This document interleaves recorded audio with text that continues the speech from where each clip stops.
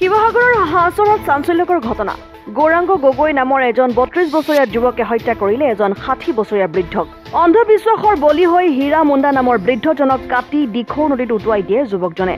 হীৰা মুণ্ডাই বলিন গগৈ নামৰ এজন ব্যক্তিৰ ঘৰত বিগত ২০ বছৰ ধৰি আছিল বন কৰা লোক হিচাপে। বলিন গগৈৰ ঘৰত কোনো নথকাৰ সুযোগ গ্ৰহণ কৰি গৌৰাংগ গগৈয়ে হীৰা মুণ্ডাক হত্যা কৰি দিখৌ নদীত উটুৱাই দিয়া বুলি দিছে চাঞ্চল্যকৰ স্বীকাৰোক্তি। হীৰা মুণ্ডাই যাদু মন্ত্ৰ কৰি অহাৰ সন্দেহত হত্যা কৰা বুলি স্বীকাৰোক্তি দিছে গৌৰাংগ গগৈয়ে।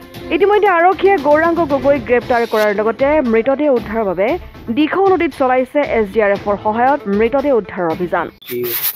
ঘটনাটো আপোনালোকে হয়তো থুলমূলকৈ গম পাইছে।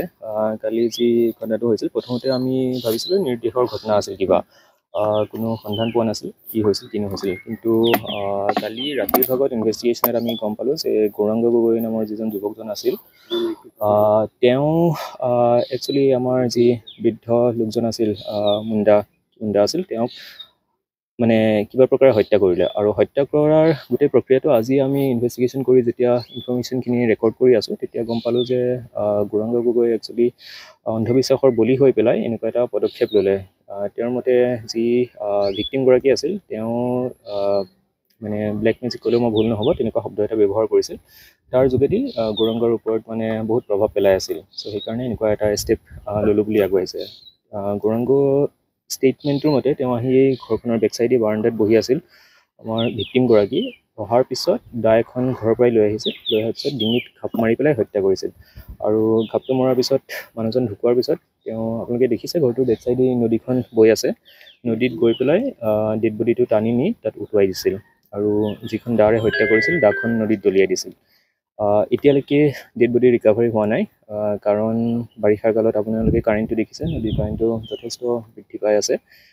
এইটো কাৰেণ্টটো কমিলে হয়তো ডেড বডি যেতিয়া ৰিকভাৰ হ'ব, তাৰপিছত পৰৱৰ্তী ষ্টেজত ইনভেষ্টিগেশ্যন প্ৰক্ৰিয়াটো আগবঢ়াই নিব পাৰিম। কাৰোবাৰ এটা প্ৰভাৱিত হৈছিল নেকি ব্লেক মেজিকৰ ক্ষেত্ৰত বা কাৰোবাৰ আৰু কিবা জড়িত? এইটো বেলেগ কাৰো নাম শুনা নাই, তেওঁ নিজাববীয়াকৈ গোটেইখিনি কৰিছিল। যিজনক হত্যা কৰা হ'ল তেখেত সময়ত কি আছিল, তেখেতৰ ৰিলেশ্যন আছিল? তেওঁ এইখন ঘৰতে কাম কৰি আছিল, বহুত বছৰ, আজি 25-30 বছৰ ইয়াতে কাম কৰিছিল। সেই হিচাপে আছিল। তেখেতৰ নামটো কি মুণ্ডা আছিল, কিবা এটা হৰি মুণ্ডা। এইটো কি উদ্ধাৰ কৰা হৈছিল? উদ্ধাৰটো কৰা হোৱা নাই এতিয়ালৈকে, নদীত পেলোৱা হ'ল যিহেতু বস্তুকেইটা।